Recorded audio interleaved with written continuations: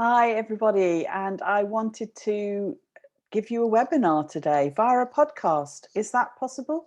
Um, this is a webinar that I put together at the end of 2020, which was an incredibly challenging year for everybody.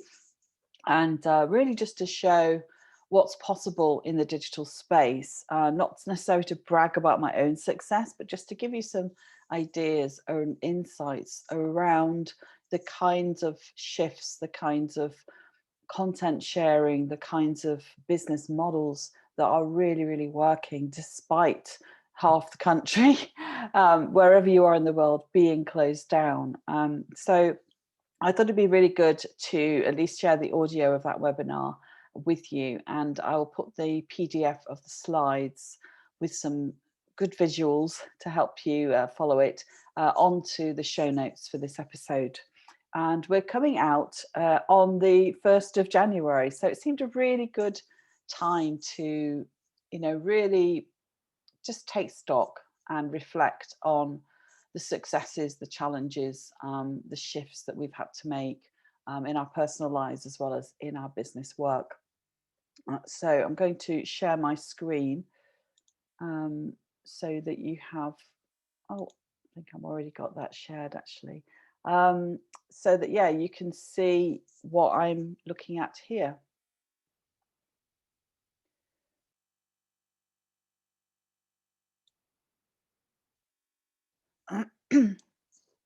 So the title that I gave the webinar is Creating a Profitable and Leveraged Business in Uncertain and Challenging Times. And that's a little bit about me.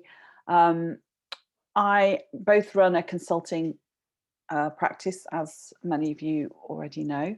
And I also do a lot of coaching online, and I'm creating online courses under the umbrella of the iSuccess Business Academy. So I've authored a book around leverage, and I've launched this podcast around leverage, and I'm going to share with you that journey really across 2020, where my word for the year was visibility. And I certainly managed to push out a lot of stuff that's really promoted me in the digital space around the whole concept of leverage, creating leverage in business. So I'm all about success, and in future episodes this month, I'm going to be talking a little bit more about iSuccess and what that actually means, what that I stands for, how I came to create that as a concept and a brand around what I do in the online space. So watch out for those episodes coming, not next week, but the week after. Next week, I've got a really exciting guest for you who's also done really, really well in the digital arena. And she'll be talking about how to kind of get your message out there, how to become visible. So somebody I've been working quite closely with, and she's just very dynamic, tons of energy, and I can't wait for you to hear what she has to share with you. And that's next week. So this week, creating a profitable and leveraged business in uncertain and challenging times. So we're going to be talking about three things really: pushing, positioning, and pivoting. I'm going to give you a short journey there and back again, if you like. And I'm going to be talking a little bit about consulting, coaching, courses, and communication, and how that's kind of changed through what we've been how we've been forced to work differently in 2020. I'll say something about tipping points and turning points for me particularly, which wasn't just about what happened last year, but also several years in the run up that kind of put me in a place where I was able to pivot quite quickly. I'm going to talk about profitability, processes, and people, and really thinking about how we engage and communicate people. Talking about visible value creation and what that looks like in the digital space. Moving to leverage delivery and sort of crisis risk management, if you like. So I'm going to say something a little bit about that. And that leads really into picking your priorities and planning, which is something that I'm proud to say I'm quite good at in terms of how I help my clients, because we often get really bogged down in the detail of our business. And I think sometimes it takes an external eye to sort of really hone in, ask the difficult questions, and sort of really think about what is it that's going to make that's going to take away the major bottleneck in your business and make the major difference to you in terms of revenue and lifestyle, etc.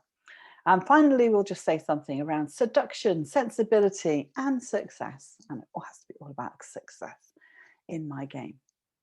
Okay, so I've got a lovely visual here. So if you go to the show notes, you'll be able to check it out and maybe follow along. It tells you a little bit about my journey there and back again. I started in the digital space. We didn't even call it digital back then. In 1993, and I've just done a podcast interview for a company that I'm working with called Miracy, who are also looking at how online courses came to be. Now, I started working with a national agency when I came back from my research career in the Netherlands, and I worked for one of the centres. There were 24 support centres. They were called Computers in Teaching Initiative, CTI. And we were helping people to think about technology in teaching and learning, particularly in universities and in colleges. And from there, I moved into a role at the University of Warwick, where actually it was less about the technology and more about really thinking about what to do with it to benefit students, to make teaching easier. And it was very, very basic back then. That was even in 1998, where I set up an educational technology service and a user group for people that were looking to innovate with e-learning. It wasn't even called e-learning, we called it educational technology, and then later technology enhanced learning, and e-learning came much later. And through that sort of work that we did, I did a lot of national projects. So we worked in consortium with lots of universities involved, and we were really pushing the boundaries of what was possible. And out of that came several published academic book chapters, which again, you can find back on my website if you want to sort of dive in. And people are often amazed that I have this diverse background, but actually for me, it's the accumulation of seeing it all come together that sort of, I think, makes what I do just absolutely the right thing to have come into. So back in 2004, I'd had a daughter in 2000, and she was born with some problems. And so in the back of my head, I thought I might need a plan B. And I got into the whole multi-level marketing, network marketing, and that led me into internet marketing, which I absolutely loved, not so much the network marketing. So back in 2004, I started doing a lot of work with coaching and looking at putting the retail products that I was marketing online. I looked at lead generation methods and engines and all the sort of tools that were starting to come out in the early 2000s. And then actually, this was all in the sideline when I was still doing my day job. And in 2007, so 13 years ago now, I actually stopped my job and set up my own consulting practice. And through that, I also continued to do a lot of work nationally. We ran some great projects. I became an evaluation expert, looking at designing evaluations, looking at how you measure stuff that happens, you know, not just the quantifiable stuff, but the qualitative soft stuff as well that comes out of a lot of social impact projects. And I worked with JISC. I worked on business improvement programs with RSM, which is one of the large accounting, consulting and tax firms for middle market organizations. And really that sort of came to bring the business improvement, the educational technology, the idea of change and evaluation, that brought it all together in terms of the kinds of work I was doing for consulting, but also the kinds of things that I know make a difference to people for business growth. So strategic marketing, business growth, business improvement, evaluation of impact. I was in my element, and I really sort of felt that what I needed was a core concept to kind of wrap around it. And I came up with the iSuccess Business Academy, and that actually landed quite early on. It landed really back in 2013. And I didn't really launch it properly as a business academy until 2018. So I will talk next week about iSuccess. No, sorry, not next week. In 2 weeks' time, I will talk about iSuccess. So I'm not going to go into the origins of that right now, or kind of the concept or the framework. But just to say that this journey, I think we all have these kind of journeys. I think it's all about what we follow as a career path, what we enjoy the most. So therefore, kind of what gets taken forward and what gets left behind, a sort of filtering out process, if you're able to do that. And I started to bring together really the internet and the e-learning, and really helping people to develop their digital capabilities so they can take advantage of all these wonderful tools, both to help their life and to help their business and to help their communications and all of those things. So I was in my element anyway, needless to say. And then, of course, 2020, the consulting work shifted enormously because of COVID. So a lot of my in-person on-site client work kind of just got postponed or deleted. I worked a lot with non-profit sectors, and they were just chasing their tails trying to make changes so that they could continue to run and to deliver the services to their customers. So luckily I had all this other stuff in the background, and with my year 2020 being around visibility, I was able to then get off the desk a number of projects that I'd wanted to do. So I'll talk about those in a moment. So I have a kind of journey in pictures in my PowerPoint presentation for this webinar. And yeah, it's really just a set of markers for some of the things that happened in my life, like having kids, like being stubborn, sort of having a sense that I didn't want to play to somebody else's tune. I wanted to push my own agenda and, really do work that matters. And just this sort of sense of fulfillment and being happy in my own skin once I found my thing, which was the leverage and the iSuccess as concept. In terms of tipping points and turning points that I mentioned I would share, I think for me, first of all, I changed. I changed what I wanted in life. I became a mother. I stopped kind of trying to think what other people wanted. I really wanted to create my own agenda. And I was really kind of tapping into what was needed in terms of the things people were struggling with, both in the education sector, but also with the businesses that I'd been working with. And timing is everything, I think. And sometimes you just need the courage to leap. So I leapt because I started a little home business in 2004. I leapt again when I stopped doing a job and set up my consulting firm. And I leapt again when I decided to really go down the online education route and set up my academy as an extension of my whole business. And I think sometimes it's about seeing opportunities in obstacles. Things are always going to happen. Shit happens, as they say. And it's a lot to do with how you respond to what happens, and whether you sort of see it as a setback or an opportunity to do something different. Some people might say it's a sign, it's in the stars or wherever, it's in the sort of electromagnetic forces of our planet. And others would just say it's just stuff that happens and you've got to watch out for it. You've got to observe and see where the opportunities lie. So that's really important. And I think one thing that was very clear to me is I wanted to be captain of my own ship. That was something that I've mentioned already. It was no longer about salary, security, or sustainability. In fact, it was really about having faith in myself to get those things myself, rather than the risk of relying on an employer.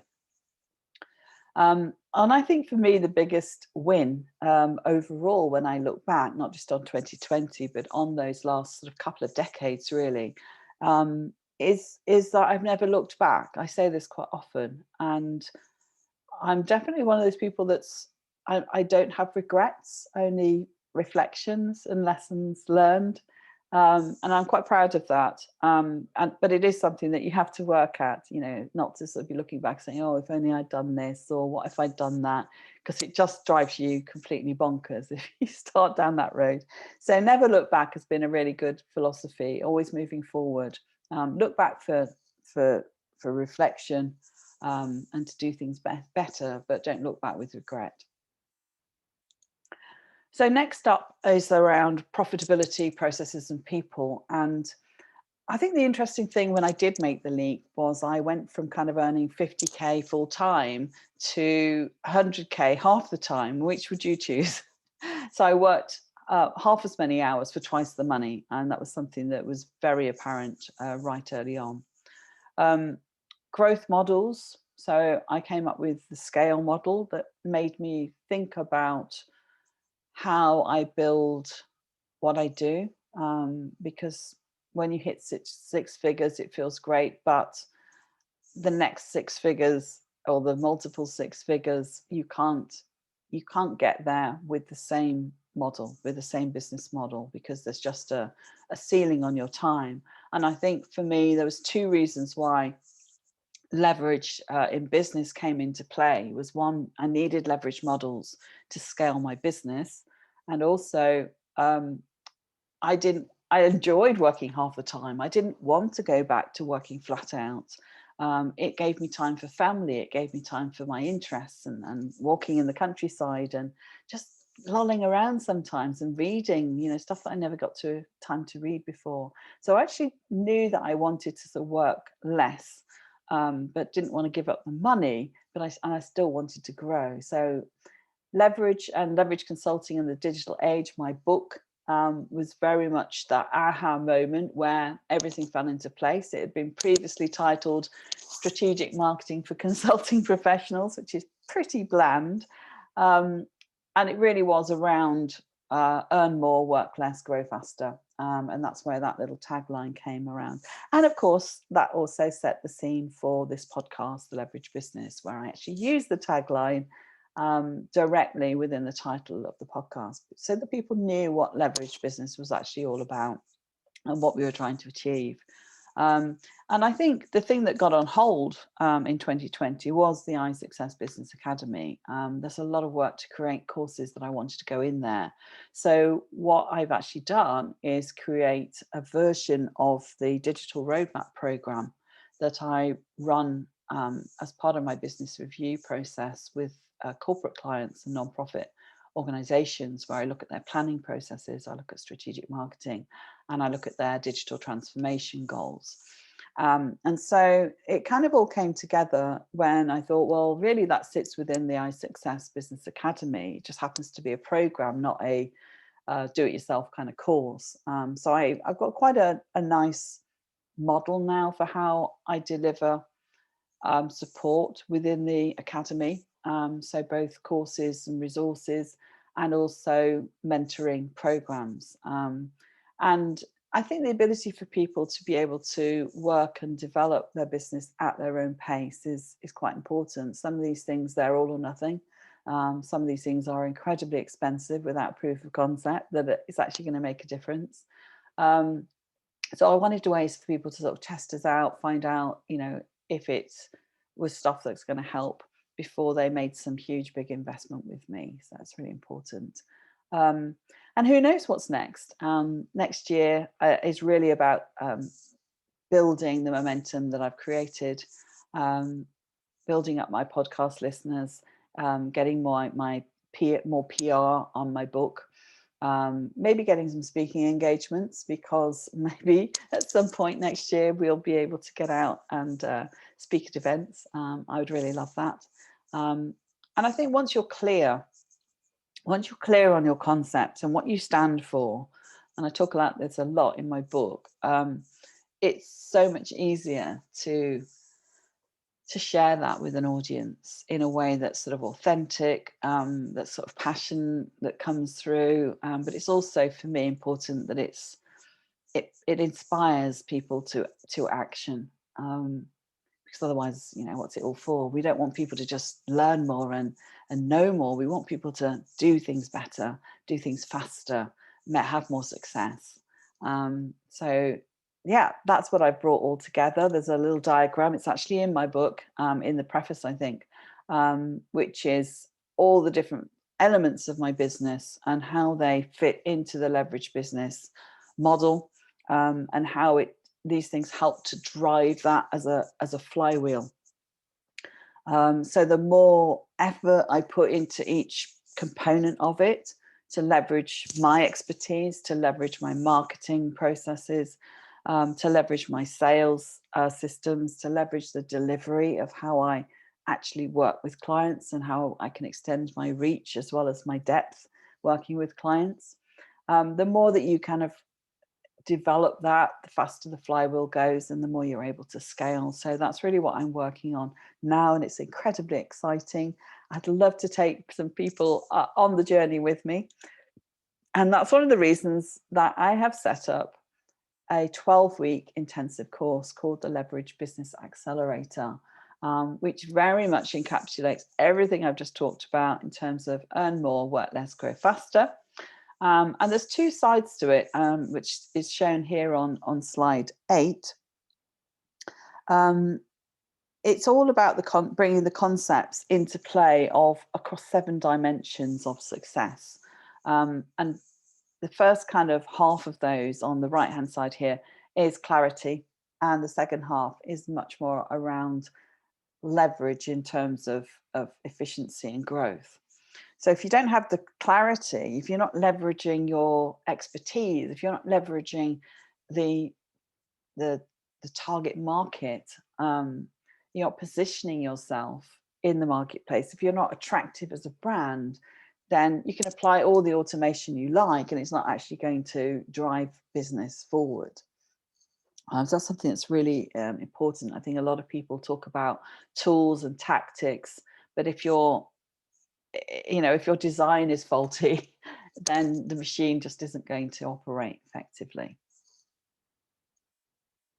So I'm going to tell you a little bit about that program in a moment. But I think the reason why this is so important for people right now on the back of 2020 is because leverage delivery is really the key thing here, and how you can manage this sort of crisis, and the risk involved in this, how this might be continuing for quite a bit longer as well, is just something that I feel I wanted to share. So first of all, a lot of people have had revenues streams destroyed, clients cancelled, as I said earlier, for myself, or at least postponed, marketing and sales opportunities denied. And I suppose it's whether or not you feel that this is a sort of situation of sand or sand pit. Sand in the sense of quicksand, sort of slowly sinking and sort of reaching for whatever's going to keep your head above the pulpit, that's going to keep your head above the surface, so you can carry on breathing. Or whether you see it as a sand pit, as a chance to innovate and to try new things, work with different people, perhaps, because I think that's what will make the difference to whether or not you survive or thrive in your business.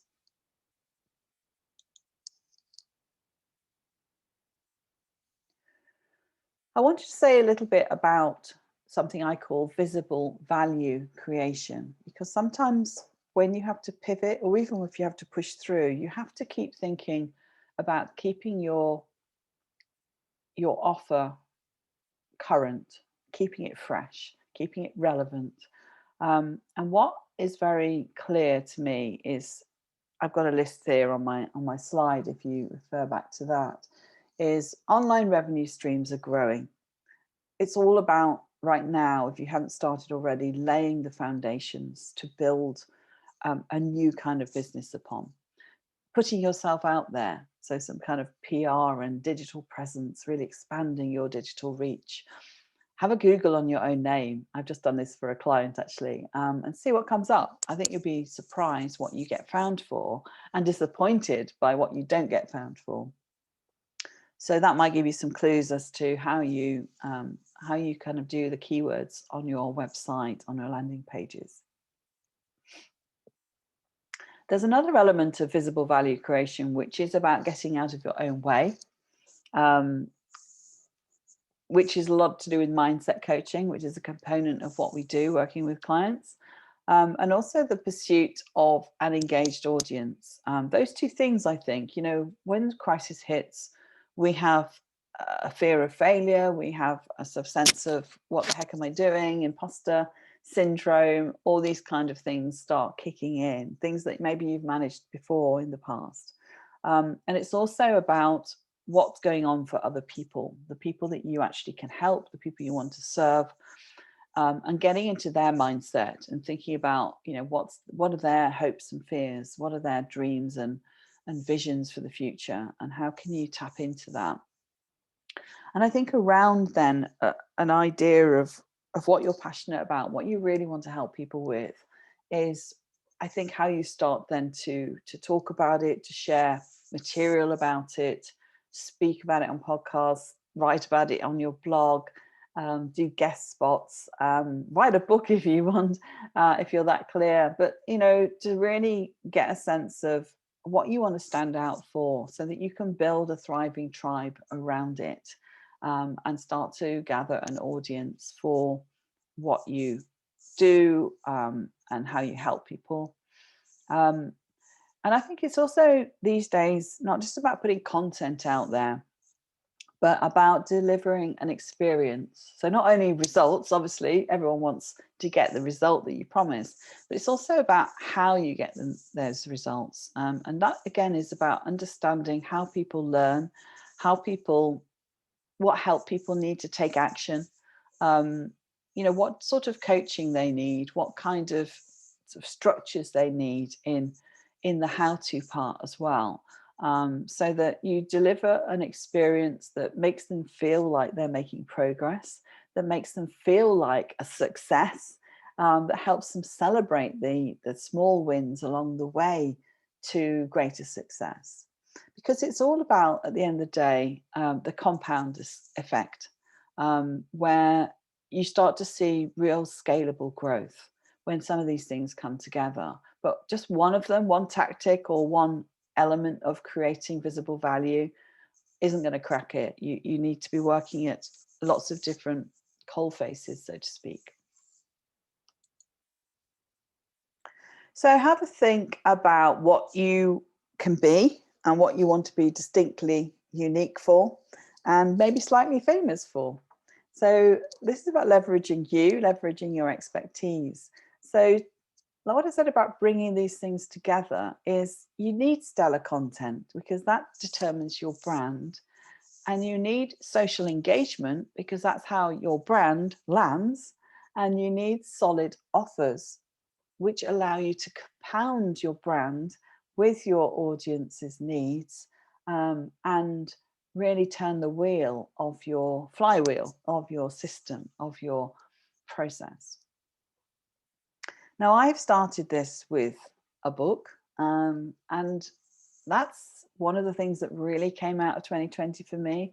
I just completely got what I stand out for, what I believe in, what I know to be the game changer for people, and that's leverage. And so the book really brings together all the different aspects of a leverage business. And I totally recommend it, not just because it's my book, but because it's very structured. And I just had a lovely review actually from someone that said, I'd give it 6 stars if I could. This is on Amazon, and said, you know, finally a no fluff, practical book on business growth, which was great. I mean, that's just like, yes, that's what I wanted to achieve. There's some personal experiences in there as well, you know, sort of things that I know my clients and colleagues have also struggled with, and just some examples really of how I've pushed through that, how I've managed to bring things together. I had a Facebook friend who's also a fantastic business mentor, and she was saying, you know, I'd love to hear how you brought everything together. So this is the starting point for that. And also when I'll talk in a couple of weeks about iSuccess and how that concept kind of landed. So let's move to you. That was kind of a lot about me, which I hope was helpful, because it gives you some kind of example of what's possible in this kind of uncertain and challenging space that we're in right now. And we're still in it, unfortunately, although we're seeing the back of 2020 now. We're not out of the woods, as we know. So a lot of what I think is really helpful to people when I'm having my strategy calls with them is about picking your priorities and planning. So number one is figuring out what to do. And that is your strategy. That's not about trying out some new tactic. That is about being really intentional about the direction you're going to take. Something that fits both what your potential clients need, your target audience, but also what fits how you want to live your life. What do you want to stand out for? How do you want your working week to run? And I've talked about this a lot in work-life balance kind of things in earlier episodes. Once you figure out what to do and design the architecture, if you like, you need to operationalize that leveraged strategy. Operationalize meaning, how do you set it in motion? How do you set out your stall? How do you get found? How do you generate leads? How do you then convert those leads to new clients? And then how do you work with those clients at scale, particularly as well? And the third one is get to work fast. How can you do this swiftly? Because some of this, it sounds like you're going to need a half a year or a year to really get this going. But that's one of the things about working in a business acceleration environment. We're very structured, we're very action orientated, and we're very much focused on getting you the best bang for your buck, so to speak. It's up to you really, the pace and the time that you devote to this. But the time that you do, we want to make sure that it is absolutely on the button, that the things that you're doing is going to yield fruit for you. And to get those things in place pretty fast, we give you a lot of support in terms of the coaching side, in terms of the expertise, in terms of the answers to tech questions that keep you spinning and get you stuck for weeks or days at least, which is really frustrating, but to really try and make sure that we're smoothing the path for you to make progress with the action plan that you have. So let's be clear here. You think, oh, I'm going to do all of this stuff. Is anybody going to listen? Is anybody going to see me? Is anybody going to find me? And it's a funny thing, and I found this out myself, that, I don't have massive following. I have quite a lot of people on Twitter, but I don't think, Twitter, most people aren't really paying attention. They're just kind of skimming through. I have a reasonable size business page on Facebook. I have 2 small Facebook groups, which I really haven't pushed and promoted. I wanted it to grow organically, and at some point maybe I'll focus on that more. I get most of my consulting work through LinkedIn and through referrals. But actually what I'm finding is people are telling me that they saw my book, that they read my book, or they bought my book, or they heard my podcast, even if it's one episode. So even when we're not meeting and networking, say face to face, there's a lot of people are listening and watching online. And I really do think it's good to pay attention to the content that you're putting out there, that it does actually project a coherent message and brand for yourself. But also that the search engine optimization is there, that you're getting found for the keywords that you want to get found for. So we have I have 4 kind of main ways. I'm sure there's probably others. What you might call channels for communicating with people. We have audio channels, so podcasts, audio books. We have video channels like YouTube, Facebook Lives and webinars. We have virtual events. which you can have VIP days, summits, masterclasses, or just Zoom mentoring calls. And we have courses, which could be, tiny offers that is just a bundle of resources. There could be full-on signature programs, or they could be offered through membership sites. So there's lots of ways. And I think one of the mistakes a lot of people make is they just try to do everything. They try to be everywhere for everyone all of the time. And it's exhausting. And it's definitely your fastest way to burn out. And you won't feel it right away. You might get to the end of a week and think, gosh, I'm bushed.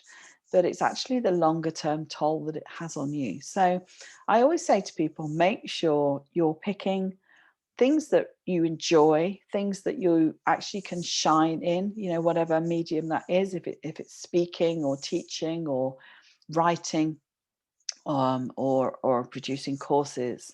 Make sure it's something that it doesn't drain you, it actually energizes you, and really become established in those channels rather than trying to be everywhere. For example, I have never run a Facebook Live. I mean, for a start, I hate being on video, so that's not helpful. Here I am on video, but it's just not something that I don't think it's where my ideal audience hangs out, but I might be wrong.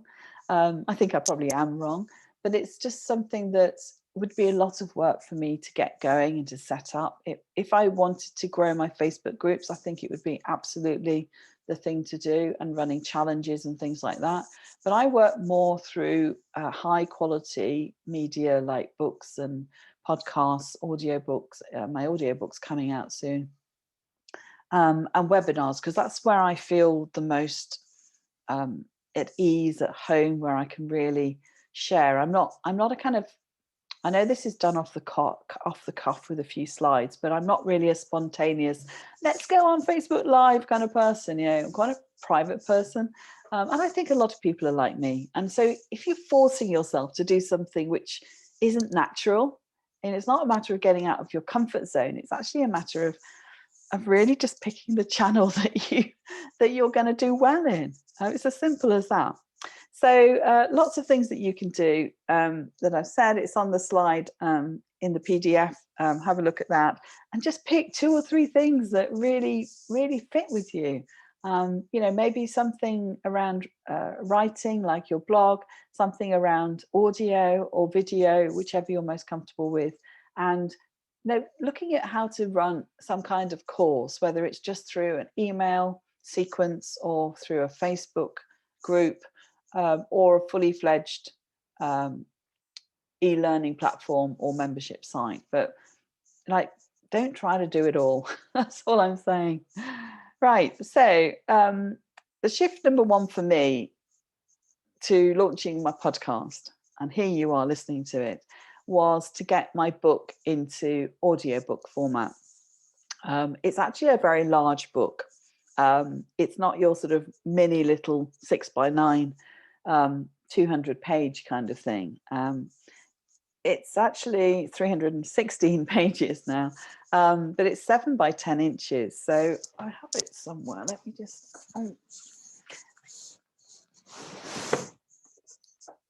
Here. So there it is. Well, you can see it's next to my head. It's large, right? So for me, the paperback is the best bet. If you can wait to get it. The digital version will obviously allow you to search, but it's a lot harder to sort of flick from chapter to chapter. So although I'm about digital, I still think a print copy is the way to go, or both, of course. But actually, I really wanted to make sure that people could actually consume it in different ways. And one of those ways is not just to read it, is whether it's, in your hands or on your Kindle, but also to listen to it. So I was quite keen to get the audiobook out. Amazon's been inundated, I think, with new publications submitted.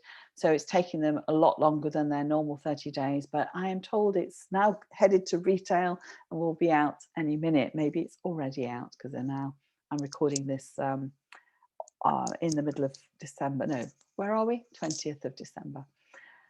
So that was my first shift. my second shift was to go from just writing articles for my own blog, which I've been doing for quite some years. I haven't got every single article on there because I have pivoted and changed. And so I've taken a lot of the stuff which wouldn't have been relevant. But I've now started to write for other people's publications that have quite a good standing, like Clarity, Business Mondays. I haven't yet approached people like Entrepreneur or Huffington Post and those kind of things that you see. But yeah, that was another part of what I needed to do to get my name out. And so when I do a search on my name or on a keyword, I am now coming up for some of those other publications, which is absolutely fantastic. It doesn't take much. It's quite interesting. I think I've got a couple of articles in both Clarity and Business Mondays, and they're now there for life. So I'm always going to get found for those. And the other thing was, obviously, in terms of PR, was to start the podcast, because podcast is an enormously growing trend. Next week, I have the amazing podcast queen on my show, and she'll be telling you a little bit about the stats, about how people, certainly in the COVID year, and a lot of people were listening to more things. They were buying audiobooks, they were downloading podcasts. We were getting new people on listen as podcast listeners who had never sort of plugged anything in their ears apart from music before. So it's changing, and there are now, I think, 2 million podcasts out there. So now is definitely the time to launch your podcast. If that's something, if that's a channel or a medium that you would feel that you could excel in. So that for me was a brilliant part of 2020. And I'm so enjoying it. I think that's the other thing, is at first it's like, oh my God, can I do this? Can I churn out content every single week? I started to publish, instead of one blog article a month, I started to publish 2 articles a month. And now, because I do a guest interview, I publish 2 to 3 articles a month on my blog, and also then a weekly podcast goes out. And I've got into the rhythm of it. I have a process. I outsource a lot of the sort of tedious work to someone that sort of does it quite quickly. And that's all they do for me, is that one thing. So it's really good. But there's quite a big process around getting the audio mixed, getting the transcript, getting the timestamps, because I always like to have a timestamp to help guide people through the different parts of the episode. And this one's a bit different. It's probably why I'm struggling a little bit, because this is totally off the cuff. Because I've got slides, which obviously I can't show on a podcast. I might well interject some titles, for example, into the podcast audio, so that it gives people some markers as we're moving through. So there's lots of different shifts that you have to make in order to repurpose your content. So you don't have to create everything from scratch for each different channel. So I started writing a very scripted article that went on my blog, and then kind of making a sort of informal read through that for my podcast. But now I'm feeling a lot more comfortable to just interject some more informal kind of thoughts as I go along, so it sounds quite more natural, and it's just more spontaneous, which is a side of me that I know I needed to develop. Okay, so shift number 3 was then bringing all of that content, all of the expertise that I do in my consulting work, all of the coaching that I do with my clients behind the scenes, if you like, and bringing that into a curriculum for learning, basically, which is what falls under the iSuccess Business Academy. So the content in my book, the self-evaluation that I have it's another publication, in fact, called The Leverage Test, because a lot of people were asking for it in print, so I published it. But you get it free with the book, Leverage Consulting. But that takes you through the iSuccess framework, so that you can diagnose bottlenecks in your business and get a sense of where to prioritize your action plan. So there's a lot of content. There's a lot of visual diagrams. There's a lot of inspirational quotes in my book. But it's not a course. A book can never be a course. So it was really important then that I used the structure for leverage business and the iSuccess framework to provide some kind of step-by-step within the academy, so that people could either move through it in sequence, or they could they could find out where they were at and in their terms of their business growth, and they could pick out the bits to either improve what they already had in place, or certainly to move to the next stage and to get that next level income, which we talked about back in an earlier episode. I can't remember which number it was now, but next level income is the title. So I'm really excited about what's coming. I really am. And part of it is really to be confident now in what I'm doing and how I'm taking my business forward, and wanting people to take people with me to really help people go on the same journey and overcome all of the obstacles. And that's why my next to final slide is seduction, sensibility, and success. The first thing is stop chasing magic bullets and shiny objects, because there's just a complete low return on those in terms of the time invested and how it moves you forward. You might get lucky, but usually you don't, because you don't try things long enough. They're not part of the strategy. The second is to build on existing success. Often we forget what we've already been doing well, and we kind of move on to the next thing. So it's really important that you capture the best of you in terms of the material that you've produced, and you start to sort of filter those as you develop and refine your courses and your programs, if you offer, however you offer your support to clients. The next thing is to get more visible online. To look at new channels, certainly, but to really excel in the ones that you're comfortable with and that you're strong in. And then also in your own business to simplify and streamline. There's no good attracting lots of new leads and interest in your business if you then can't deliver on it. So part of that is having the clear message, and part of that is about having the automation processes in place to help you to deal with that flow, deal with that follow-up, deal with the engagement, and to really spend your time on the most deep dive kind of things that you do with clients. So both the initial strategy session that you might run with them, through to getting a plan in place for them, and then the coaching that you do to help them progress with that plan. And I think my final point would be, just pull the damn trigger. I mean, that's one of the things that held me up the most, is I was always getting ready to get ready. I was always in preparation. I was always in conceptualizing everything. I was always in finding the best way to do something. And really, sometimes the best way to do something is to try it and fail fast. But if you never pull the trigger, you'll never know. The feeling that I got when my book was published, amazing. The absolute joy I had when my podcast first came out, and that first trailer episode was live, on iTunes. It's just incredible, because I pulled the trigger, because I made it happen for myself, and I got my stuff out there. And that's the first step, isn't it, to having an income, to having an income, but also to having influence, to having impact, and then for generating income. So just to leave you then with a little bit more about the Leverage Business Accelerator program. I'm running it as a pilot, but it's not really a pilot, because it's exactly the same structure as I've run for many years with my small business clients and my nonprofit sector clients, when we've worked on digital transformation, when we've looked at strategic marketing, those kind of projects. I've always used the same framework, the iSuccess framework.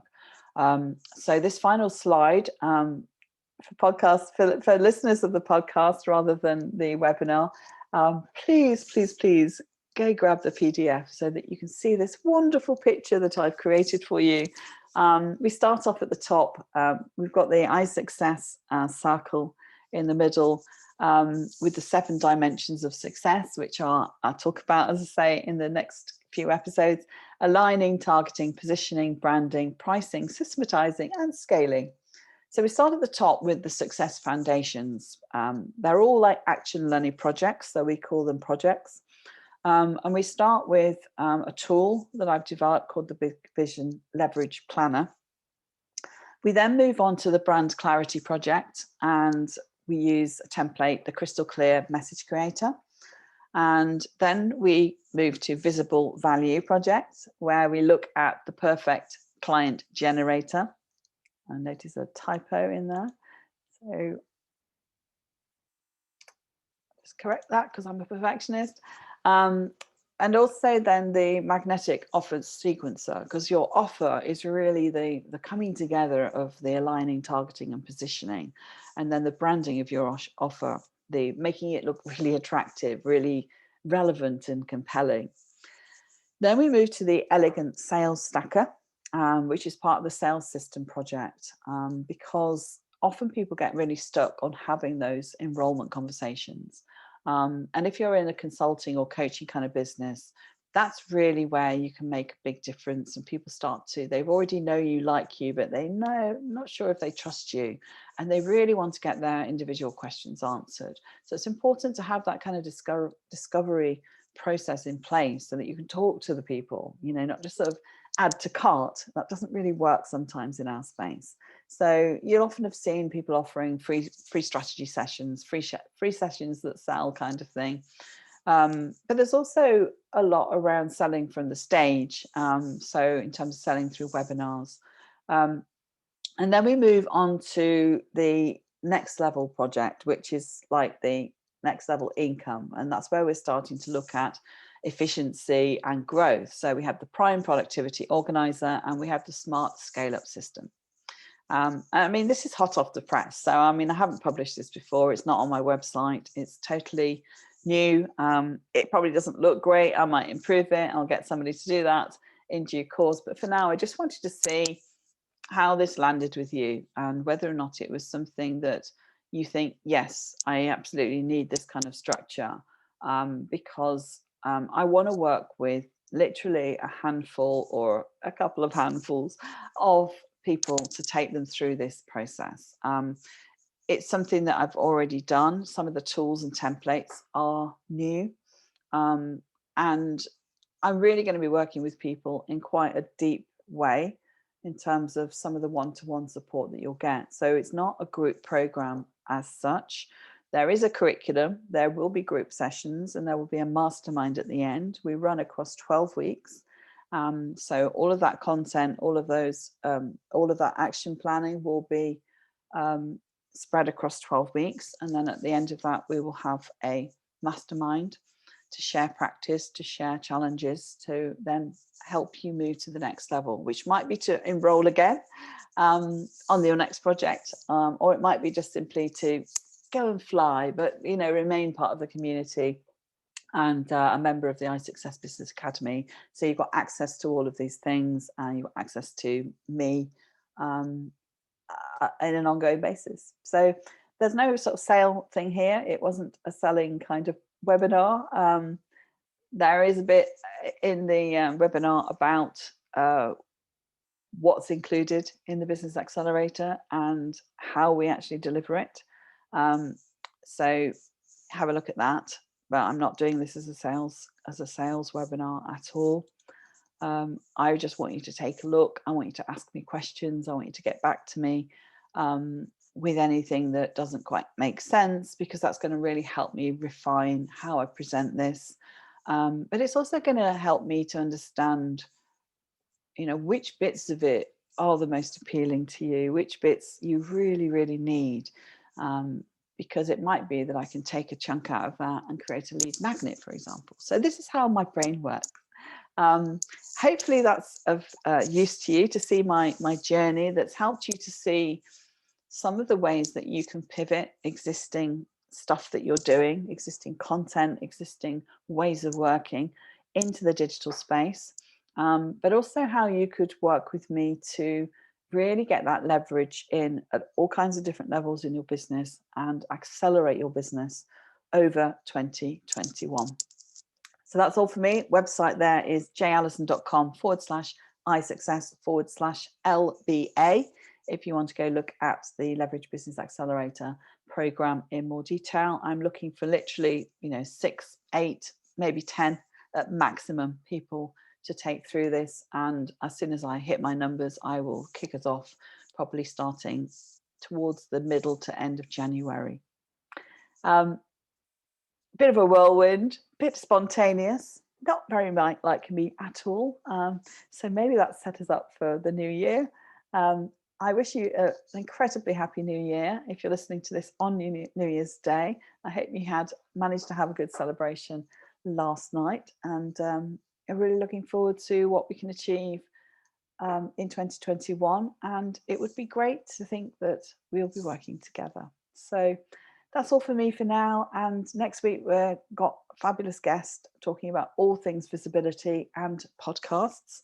But then we'll be talking a lot more about iSuccess as a concept, how I brought that together, the different dimensions, and how these can help your business. Bye for now.